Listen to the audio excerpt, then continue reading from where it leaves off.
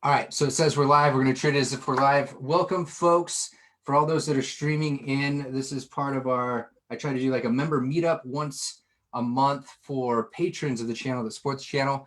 And this one, super stoked because we have the FTF behavioral team, or part of them here, Shannon, Anthony, and Greg, which I just remembered, Anthony, I do have that clip queued up if we want to pop that in, all right?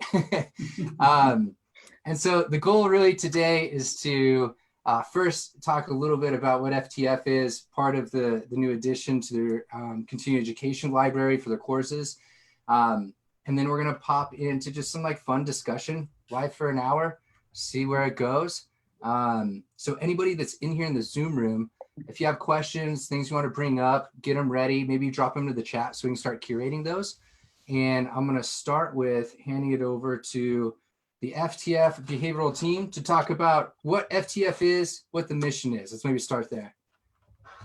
Okay, great. Well, thanks, Ryan, for the opportunity to meet with your group here. And we just finished up this project with you, which we're really happy about. So this is a pleasure to be able to connect. We're a young company. It's called FTF Behavioral. And our mission is global dissemination of practical and effective solutions for addressing severe problem behavior, and also for addressing sleep problems and food selectivity and issues just associated with intellectual disability and autism. We have some kind of submissions that aren't on the website that I like to say when given these kind of opportunities. And one of them is to reframe ABA as a kind approach for persons with autism. It's a very important part of what we do, is to teach people that applied behavior analysts are kind, that our processes are kind, that we do things to your children and the clients you serve that you wish would be done to your own children. And then the second side of that coin is we really want to teach people that ABA is not only for persons on the spectrum, but for persons struggling with any sort of a behavior problem. So it's about redefinition and expansion of what we do as applied behavior analysts, and done as much as we can on a global level. All right, love it. So I know that you've been in high demand. The whole team has, globally, all over the place. Part of the reason I think you gave me the phone call originally is because y'all are everywhere all the time. There's a need for reaching so many people with this process. So what was kind of the idea to recording this? Yeah, so really it started with one of our colleagues, Dr. Kelsey Rupel, and it really was her idea. She had brought up that it would be great if we could figure out a way to offer a really high quality training that we could get to people a little bit sooner. Greg travels all over, and everybody would love for Greg to come out and do the training, but there's only so many calendar days in a year. So we thought that if we could do something online that people could do from a distance, that we could reach more people. And secondly, we just had, typically before, more recently, we did a lot of one-day training. So the beginning of the day was spent on assessment, and the second half of the day was spent on treatment. And although that was great and we got good outcomes, people really wanted a little bit more thorough review of both of those portions. So we decided to reach out and see if we could get you to come to a 2-day workshop and see if we could offer a 10-hour CEU course so we could get to people a little bit sooner. Right on. And to follow up a little bit with that, was we did sort of a survey of what was available online. And there are hundreds and hundreds, probably thousands of courses that are available. And there's wide variety in the quality that is out there.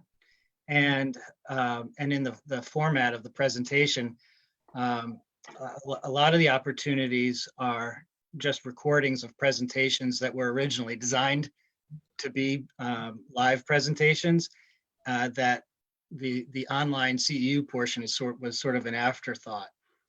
And we decided that we were going to make this sort of backwards engineer it, and envisioned what the home user was going to experience on the computer. And we tried to backwards engineer an experience for them that would make it feel as though they were live in the room and had that authentic experience with the crowd around them. and that sort of thing. Yeah.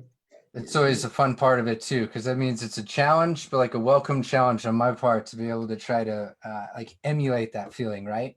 I welcome those sort of things. Oh, Yeah. sorry, Ryan. If I could add, you did an amazing job making it that way. The feel of it, the feedback so far has been really great. I want to mention too, there's one other reason why we did this, and because there's a lot of behavior analysts out there on islands, and they don't think they can afford us, which is not true, actually. I just wish they'd reach out to us. We always seem to work it out. But it's really there so those behavior analysts that are, again, on those islands can get at the training without having to be connected to a company who's going to foot the bill. So again, big props to you. Thanks for, teaming up with us and making that happen. You know what, if I could just offer a little bit more behind the scenes information. So some of the conversations that we were having back in the office was Greg ranting and raving about, I can't do this in a closet by myself. I need an authentic audience in front of me. And we I can't do webinars. Welcome to the webinar today, Greg. You're all in for a treat. Well, I mean, this is an audience, you know what I mean, though. Those narrated slide presentations where you just say something and there's no feedback and it's awkward. It's a one-sided conversation. I tend to find myself getting very inappropriate because there's no differential feedback. I have no faces to redirect me. No one's saying, yeah, say more of that. No, please don't go there. I got nothing. And so I find those things dangerous. And this, by contrast, was a controlled interaction that you captured so well. We were able to send Shannon up there to save you if there was anything.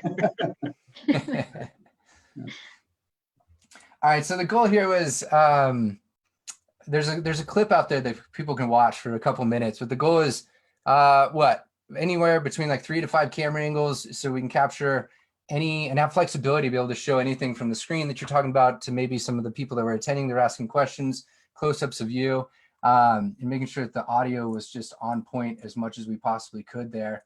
Was there anything else with the experience that's kind of different, or did you hit all those, Tony?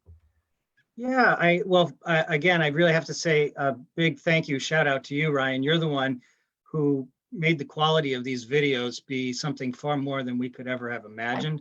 We were initially thinking of just having, a straight on camera, but you brought in the concept of multiple angles and showing how people would be able to have that experience from those different angles. Funny noises. I remember Greg talking about televisability, and I was like, "Ooh, pressure's on," because we gotta try to make this televisable, like get that same feeling out of this as well. Yeah, right on. I ate everything already.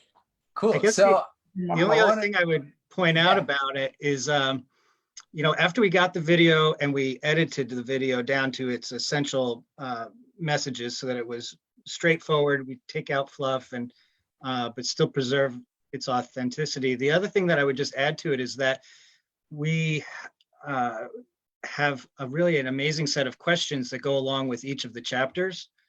And those questions are designed to help people achieve mastery of the content.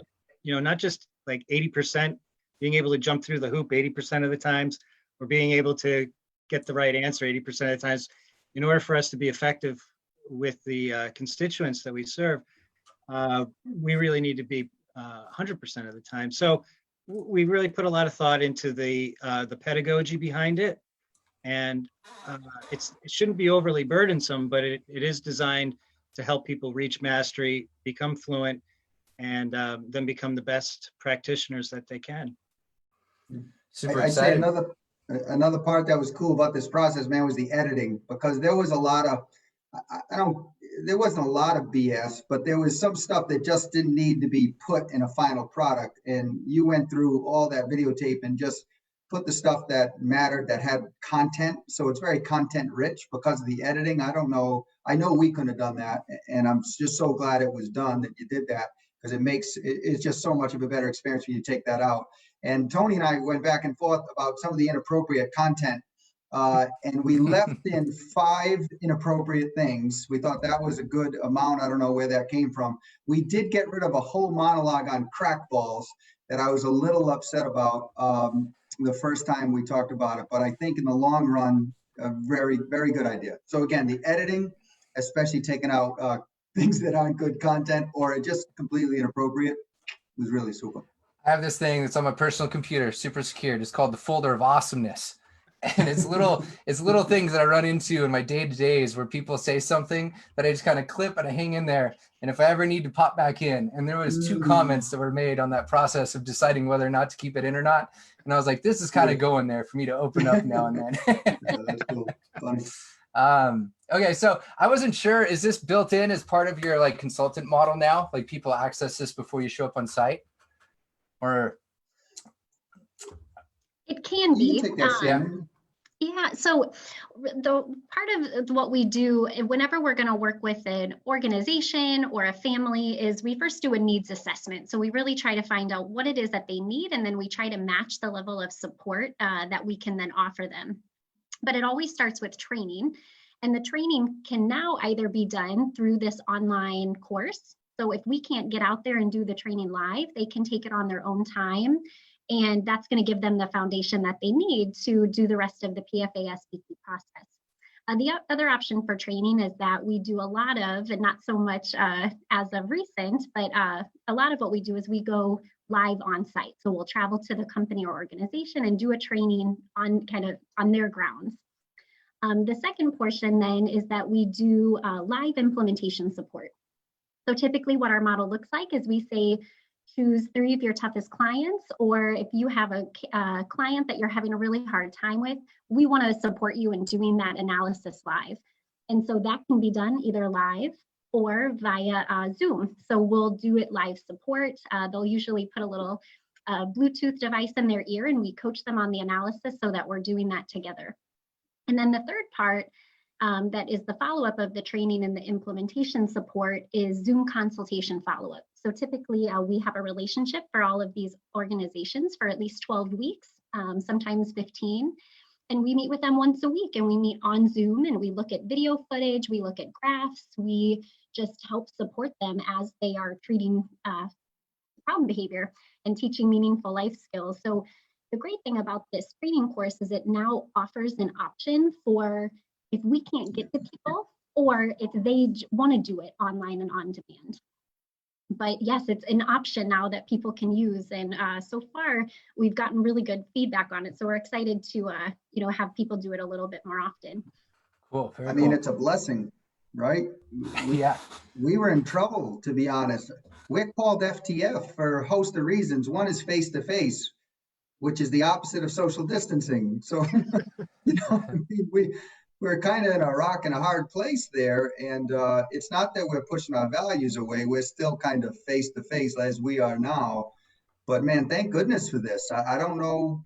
I really don't know where we'd be. We offer some courses. They're called live courses. And I think that people are using those, and those are really effective. But man, I feel so fortunate that we made this decision and that you were able to do it so quickly. I remember we didn't have much of a timeline. When we finally reached out to you, we're like, can you do this in 5 weeks? Yeah. Yeah. That was a welcome challenge. So there's 2 more things that I wanted to queue up really quickly. First, we don't have to go quickly on them, just spend some time on though. First of all was the tree schematic. I've heard about this. Oh, yeah. I haven't seen it walked out though. Or if I did, I was focusing on a camera so much that I didn't pay attention at the time. So can I put that up and you all kind of walk through it real quick? Yeah, great. Where are we at here? Boom, boom. Hey, while you're loading that up, Yeah. Ryan, let me just take a quick minute. I just noticed that Megan Miller has joined us. Yes.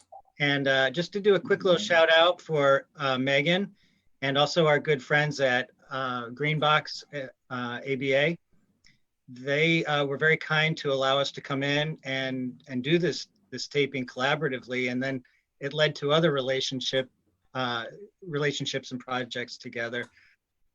So all around, it was a great experience. And Megan, just want to take a minute to say thanks to you. Right on.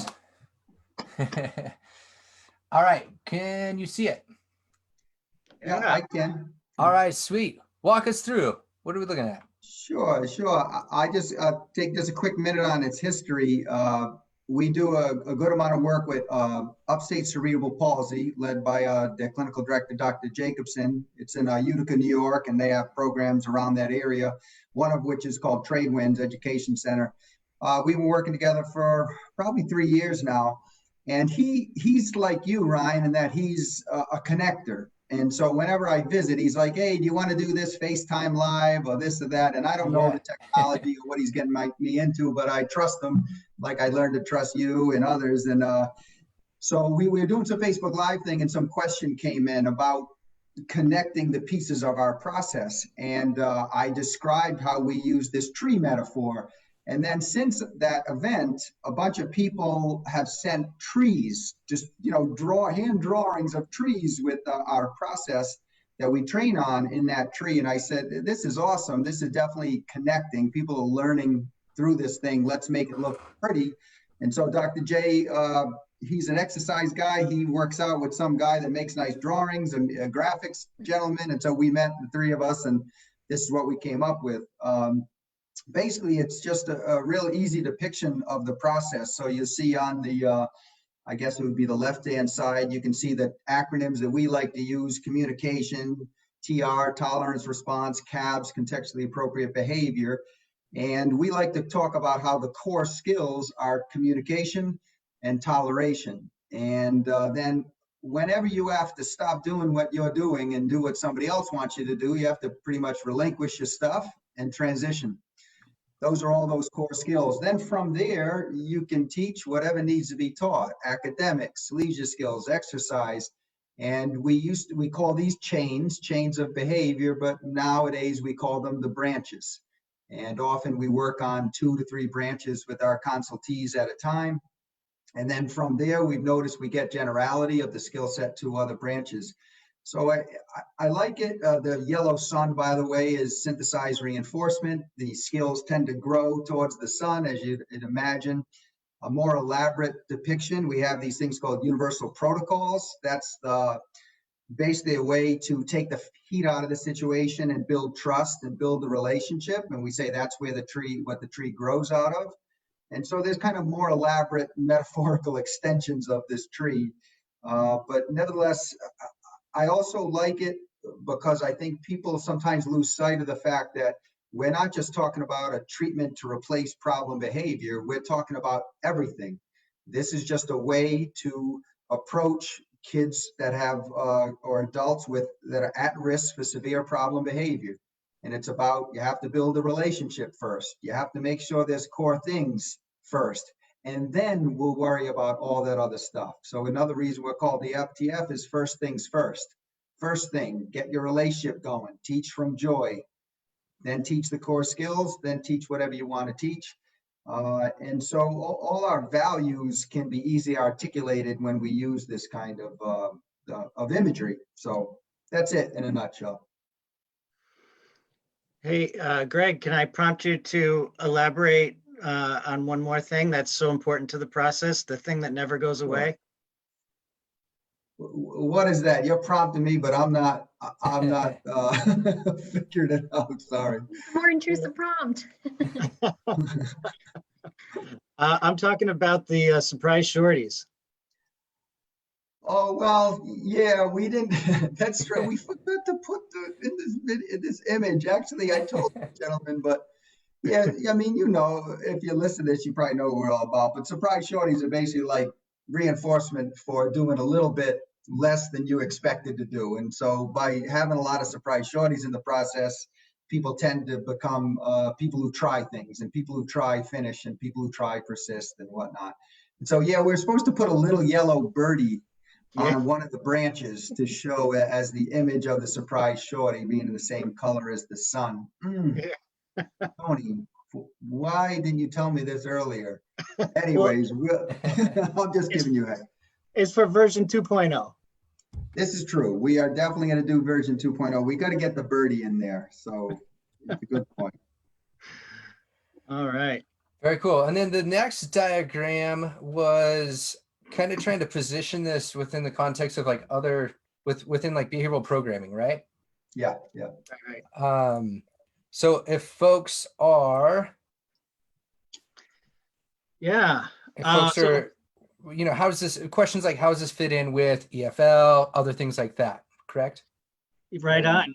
Yeah, you hit it right on the head there, Ryan. It's again one of those schematics that was developed in collaboration with our friends at UCP Upstate Cerebral Palsy, the Tradewinds Educational Center. Dr. J worked closely with this with Dr. Hanley, and it keys off of something that was mentioned earlier in our conversation where we talked about universal protocols. And by that, what we're meaning is a set of priorities and assumptions that help guide initial contact with students or clients with whom we may have had no previous history. A way for us to build rapport with them and do so while learning more and more about what makes them tick. So from those universal protocols, then they begin to get more and more specific as we learn about what the skills are for, the skill gaps are for each of those students. So that's where we move into the second layer where it says universal protocol specific. And then it gets further differentiated based upon pretty much the level of problem behavior that exists for each of the students. And you can see that they're color coded. On the left-hand side is red, and on the green-hand side on the right-hand side is the green. We want to be moving towards the green. The green is good. And this maps onto another piece of technology that FTF developed with a company called Acorn that uses a similar grading color scheme. It's called the Behavioral Health Index, where the items colored in red indicate that the client is at risk for developing or already has severe problem behavior. And as you move through the scale towards the green, they're less and less at risk, and they have more and more of the skills that will allow them to tolerate delays and denials and the regular disappointments that come along with life. But really, to bring it home for you, if you got to keep remembering the FTF first things first motto. If problem behavior is occurring regularly, then we have to take care of that first. And that always begins with the PFA process so that we can understand the synthesized reinforcers that influence that problem behavior and the synthesized establishing operations under which they're occurring. So that, of course, will give way to full-blown SBT training, as much as you can get in every week. And from there, then we start to further differentiate into EFL, PECS, VB-MAP, and other developmental assessments that schools are particularly interested in, like the Woodcock-Johnson or the IISCA. And unfortunately, what ends up happening is that you have a kid coming into a program and usually is getting hit with a barrage of assessments early on before the rapport and the relationship has even been built. And if anything, you're going to get false baselines with those assessments because the problem behavior is going to make it appear as though the student doesn't have any skills whatsoever. So the idea is to clean away the problem behavior. And by doing so, you move into the section that's shaded yellow, where problem behavior is occurring less frequently. And so you're able to move along in the process faster. And again, then get differentiated into the various types of curriculum that are available, both commercially, like we have listed here, and those custom designed curriculum that we're all fond of making. And then finally, you move into the green, where there's essentially no problem behavior, and you're running academics and vocational training, ADLs and so forth, just like business as usual. Greg, is there anything you can elaborate on there for the group? No, I think you nailed it. We're happy to, at some point, teach about this behavioral health index. I'm happy about it because it really does capture better than rate of problem behavior, the extent to which we're doing good things for people. But just know this is a way to show that we integrate what we do with what others do that is important. And this is just to give people an idea of the scope and sequence of how they can behave when a child is at risk for problem behavior. And it's very consistent with just an RTI model. It's just response to intervention. How do they respond to that universal protocol? From that kind of dictates how much support they're going to get and in what sequence they're going to get it. That's all.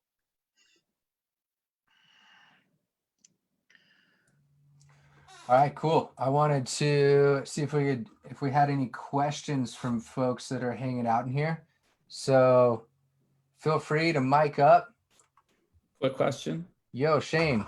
Hey, so first off, I took the course with Holly. Shout out to Holly. I know she's not there. Oh, great. Changed everything I was doing. Because I was trying to learn everything before I took that course, and I did. And I was doing it, but I took her course, and I had a lot of like aha moments of like, oh, this is great. You can see me doing this. Cool. So that's great. And I do appreciate you guys because I work a lot with the Native American population, the Pueblos, and this is like the only treatment they seem to like continue with. I see I've tried a lot of stuff and it falls to pieces, like reinforcement thins too fast or this and that, but they thoroughly enjoy. They don't like the word my way. So we change, excuse me, to something else. Yeah. Because they're like, my kid cannot have my way. But I've had a lot of fun sayings. So I appreciate that. The thing that I think I run into, and this is more during the assessment part, and I usually wiggle around it and try to finesse, but I always get people still telling me, oh, I want you to see the behavior. And I'm like, no, I don't need to see this. I promise you, I've seen problem behavior before. I really don't need to see this. So I'm trying to see if you have any, tips or tricks or sayings that have worked for you to like, I guess, redirect that so you don't have to see it. Because sometimes that even happens in treatment where it's like, you still haven't seen the problem though. And I'm like, well, that's good. I don't want to see the problem. But I think sometimes there's a sense like we're BCBAs, they're like, no, you just need to see this because it's going to happen. It's like, well, when it happens, I'll make up we'll talk about it when it happens. And, I know the business as usual, that comes up too, if you have any feedback on that, because I will give like an alternate plan to parents for at home. Like, hey, if this is happening regularly at home, avoid it with all costs if you can. And here are some like little tips and tricks to arrange the environment to be a little bit better. And I will have them like, hey, happy, relax, engage is my jam. I love it. Like try to keep them in there for that long, because when I'm talking to supervisees about this, my big thing about happy, relax, and engaged, you learn so much during that time. Like even during the assessment, during the control, I'm like, the control is the most important part, because I'm working with a little girl and she wasn't speaking. We thought she was going to have PECs, and she has literally have started talking just through the first section of doing this. That's like, amazing. Oh, we're doing stimulus pairing and everyone is happy. And then we say, oh, it's all done. She says, we would go back to it. And now she's babbling up a storm. So those two things, that's really cool. But if you have any advice on those other things, Well, I'll take a stab at the first one, Shane. First, it's nice to see you. I heard about you. We talk about the students when we meet weekly and stuff, and all their successes as they're bringing clients in. So it's nice to see you finally. Let's see, that first one, we're struggling with the same thing, Shane, to be honest. And I will say this, I have a phrase like you. I don't need to see severe behavior to treat severe behavior. And that's what I tell people a lot. I tell them before we even go through the analysis. It's at the end of the interview, I try to educate, make it clear. I do not need to see severe problem behavior to treat severe problem behavior. That said, that's not satisfying to a lot of behavior analysts, especially those that, really pride themselves on reading literature and whatnot, which I admire them. And so for those folks, I'll go into more of a scientific explanation, and I try to make this clear. There's been a decade now where most translation research is focused on resurgence. Everyone wants to talk about resurgence, renewal, the return of behavior. There's a lot of R's that mean very similar things. And that's all about the context gaining some sort of higher order stimulus control over problem behavior. And so a big part of this process is making sure that the context you start this therapeutic relationship in is not associated in any way with severe problem behavior. That is going to help you develop skills out where they're in non-reinforcement for 30 to 45 minutes. It's also why we recommend you don't do this in the hottest spot that they live in, you know what I mean? The cubby that they've been restrained in for the last 6 months. And so, so that's kind of another reason to defend that we don't want to evoke to a point of severity, because that context now has some stimulus control that we're going to have to battle with throughout this process. And I'll tell you, in going back to a non-scientific explanation, but is still defensible in other psychologies, and that is that we're here to reestablish a new relationship. And that's a relationship that's built on trust. That's a relationship where we're going to promise that child that we're going to teach you from joy. We are not restrainers. We are not going to work you through it. We are going to get you happy. We're going to have some fun. And from that fun, we're going to stretch and learn some skills. And that to me is the kind of relationship that behavior analysts need to have with kids that have arguably have experienced trauma, have experienced adverse events, and we don't need to be adding on to the pile of adverse events. And so that's the other defense of it that is usually more appreciated by psychologists who don't call themselves behavior analysts. Great. Thanks, Shane. For the second part, what to do outside of the treatment sessions, I guess I'll hand that to Shannon and Tony. They've been working with a lot of people on that recently. And it reminds me, the second part of your question is just that even in treatment, they still want to see the problem behavior, or they're having more problem behavior outside of treatment? Yeah, so it doesn't come up as much anymore after they see, because I sometimes think when they see, like, especially if you can get through the first couple of steps quickly, they're like, okay, I trust this guy. He's not too wacky. But sometimes when it's a slower process, they'll look like, oh, no way, this is never going to happen. So if you have and I sometimes get a little flack for business as usual, and what has helped me, I guess, helped me with the process is when the parents see me do it, like, I think it sells more than me telling sometimes an RBT to do it. Yes. I'm not just speaking. It's like, oh no, move, I will play up a storm. But if you do have any advice about like what you tell parents for business as usual, because I do say, I'll give you a million antecedent procedures, and I might say, hey, it might happen. Reinforce it. Don't worry about it. But I don't know if those are the right things to say at times to parents. I'm sorry, Shane, I have to jump in because you're saying great things, and I want to make sure you know that business as usual really isn't our go-to anymore. Our go-to is HRE. It's whatever you discovered in the iterative process of developing that reinforcement context that we used to call the control condition. It's usually iterative. We're chipping away at it till we get, really happy, relaxed, engaged kids. Once we figured out how we arrive there, that is precisely what we ask people to do when we're not in session, putting in EOs and trying to shape repertoires. And the second part of that you answered, and that is, well, what do I do if problem behavior happens? Reinforce it. That's what we recommend. Do not escalate the child. Do not attempt to teach them. They have severe problem behavior. It's not a priority right now. The priority right now is the safety of you and that child and your relationship with that child. And so do everything you can to listen to them, honor their preferences, follow their lead. And if they're getting towards some severe problem behavior, especially towards the emotional borderland, shut it down. Yeah. Do whatever you need to do to shut it down. And then let people like you do your job to get that beautiful tree built, get that repertoire built. And once that repertoire is built, they can learn whatever they need to learn, whatever they're developmentally able to do.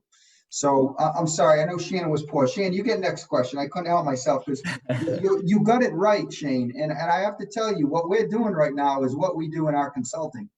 You know, there's not a lot of magic there. The magic is the starting point. Let's start safely, televisable. Let's build relationships. Let's take someone with a thick case file and show how safe it can be. Then after that, when we get on Zoom meetings with people, they're going with their gut as long as they have those priorities that you're emphasizing. And we're just saying, you nailed it. That's what we would do, or that's what we have done, or that's what we've recommended. And so this little thing that we're doing right now is exemplary of what goes on in the consultation process more than half the time. Well, I appreciate that, because that just, I think Holly knows this. I'll email her random questions sometimes.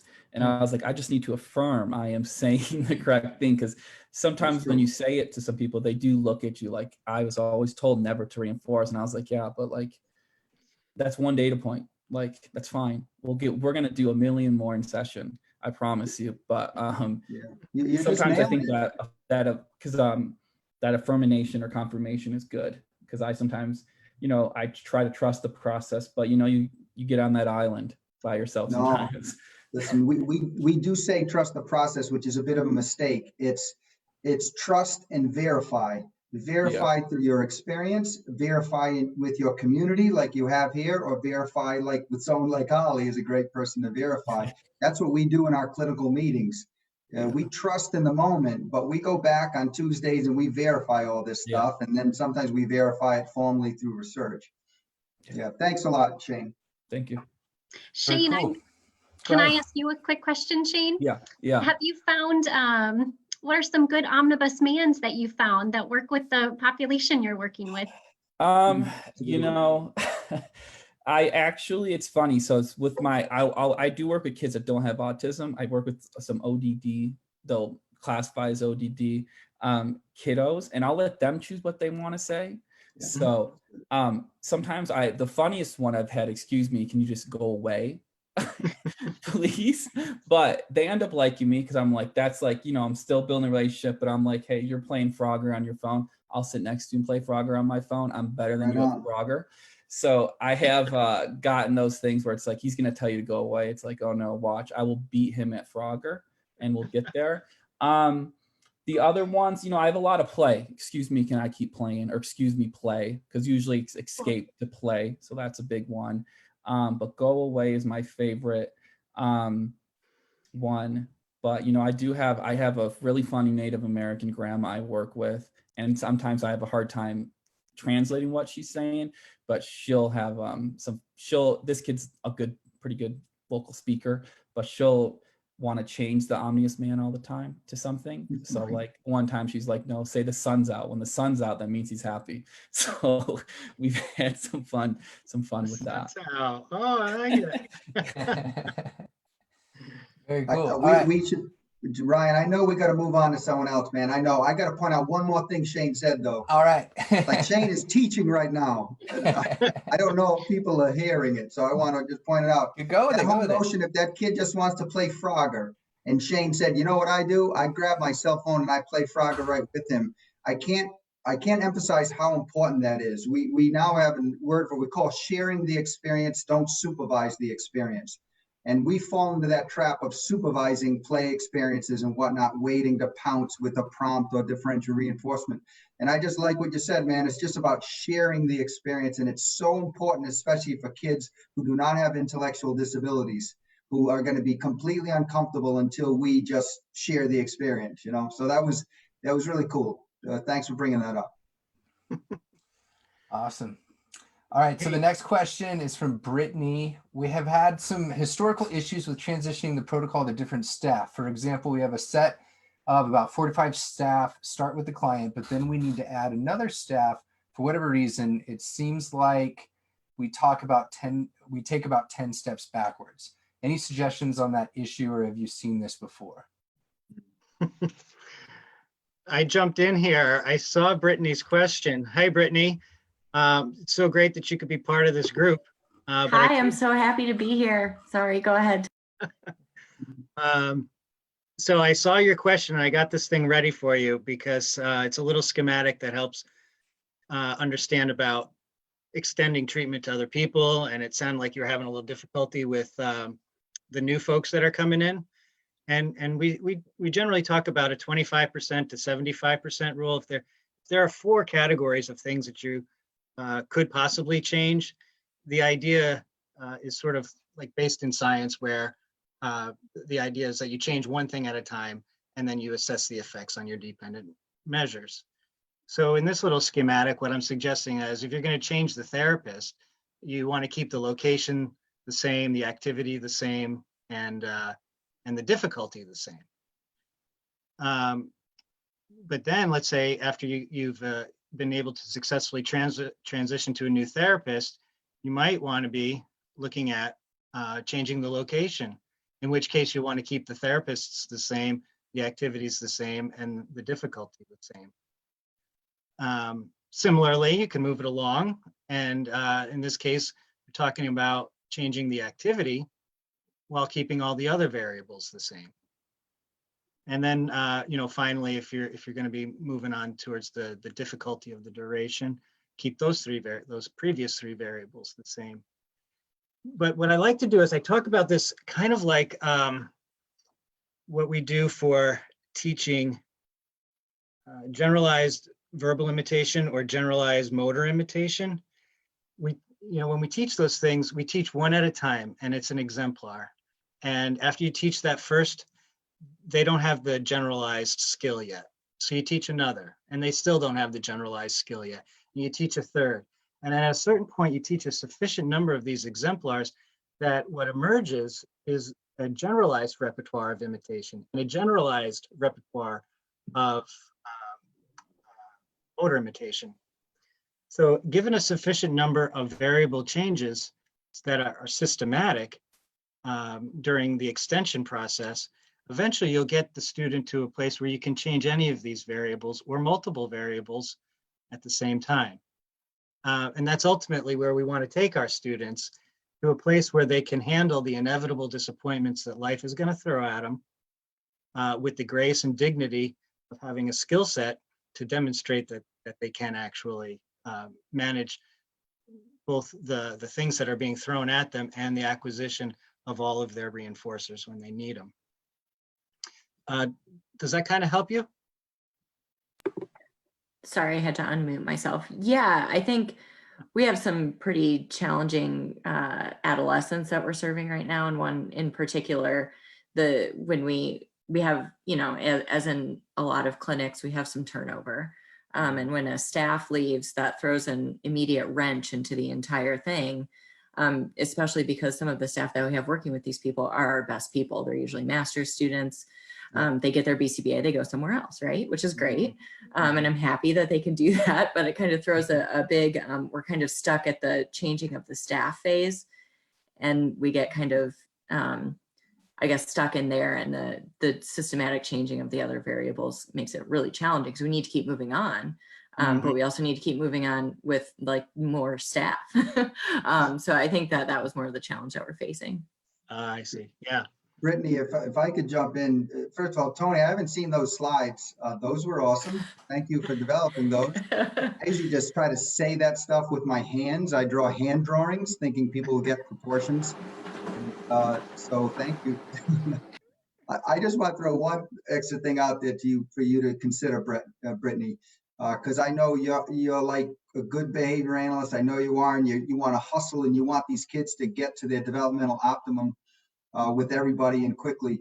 For me, if it's regressing with a staff member, I want you to think about contingencies, because that's what we're built to do. However, I want you also to think about there's a fundamental issue with the relationship, that child does not trust that teacher as much as they trust the other teachers that they're being effective with. And I know it's a construct, and I know we're not totally comfortable with this kind of language, but I want you to consider it. If there's regression with a particular person, just think it's a relationship issue.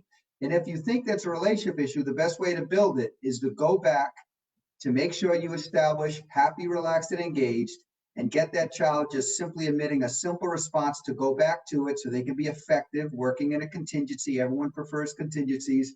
Go back to that. That's where the relationship is built. And also don't sweat the fact that someone may spend 4 hours just having a staff member follow their lead and getting back to some super easy response. There's no shame in that. I used to feel bad about that. I wanted to get all the everything in the folders, all the programs done.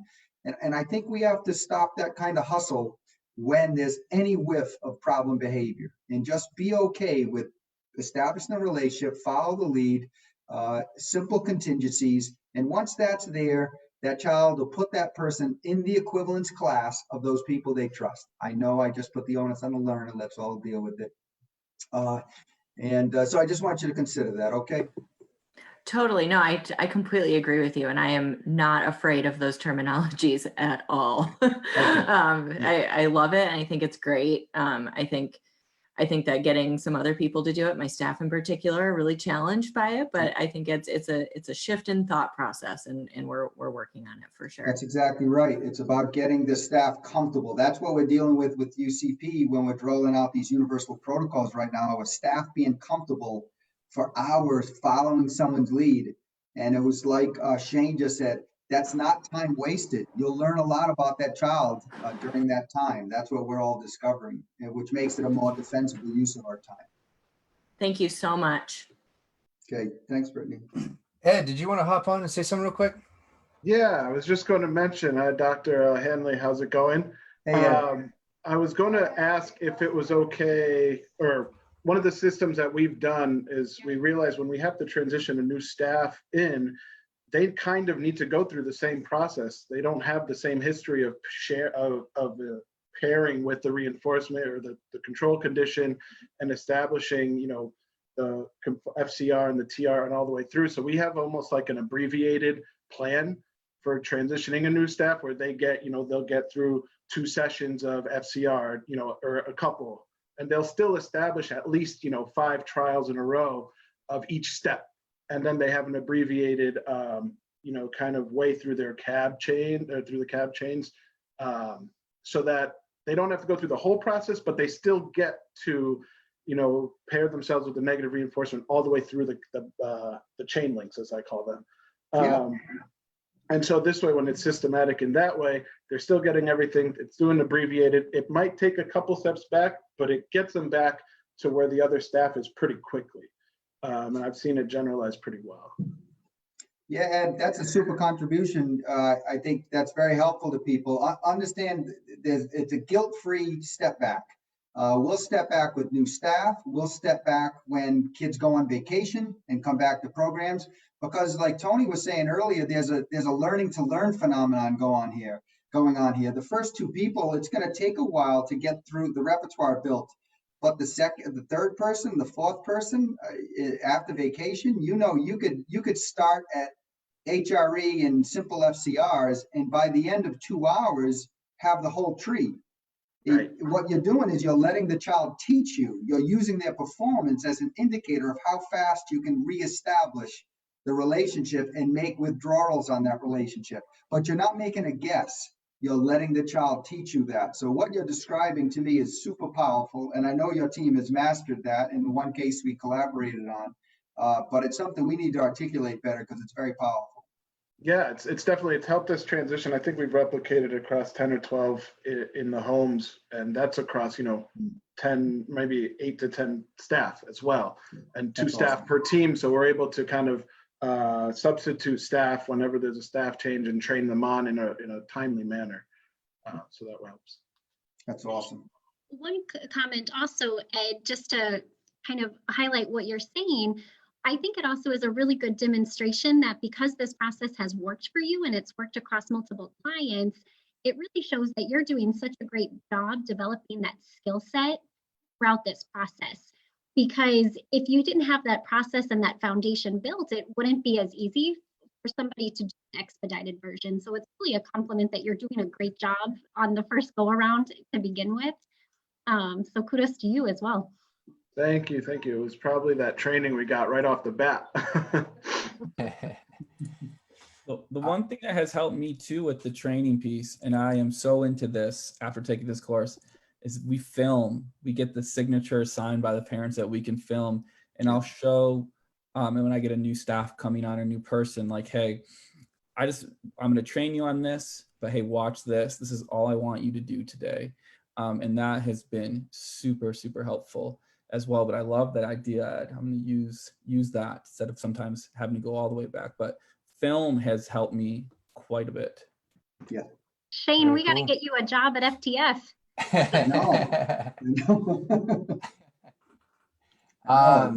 We're applying for a big state contract out in the Midwest. If it comes through, Shane, we may be giving you a call. You might show up at your doorstep.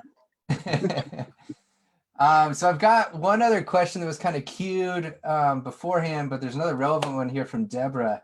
And so Deborah said, speaking of changing variables, how is this process happening with the only option being telehealth for many of us right now? And obviously, the elephant in the room, we all know the impact the pandemic's had. So maybe we can wrap up on this. Cool. Yeah, so I mean, clearly we're all in the same boat of trying to navigate how we provide services when we can't be directly with the clients that we're working with. What we're really trying to focus on is providing the same support and trying to just make sure that we are really treating what the family needs or what that client needs and kind of doing that needs assessment. So what you might have been working on at school, the needs at home might be slightly different. So we're really recommending that we do this process and focus on those things in the home. Really just making sure that those branches that we're working on are important for the family, important for where the client is. We have had a lot of success. It's not always easy, but we do this process from start to finish all over telehealth. It just requires coaching and, making sure that people are trained and comfortable and making sure that they know, what our priorities are, safety and televisability and rapport. And really, as long as people know those foundations and they have somebody to kind of help guide them, this process can be used at home.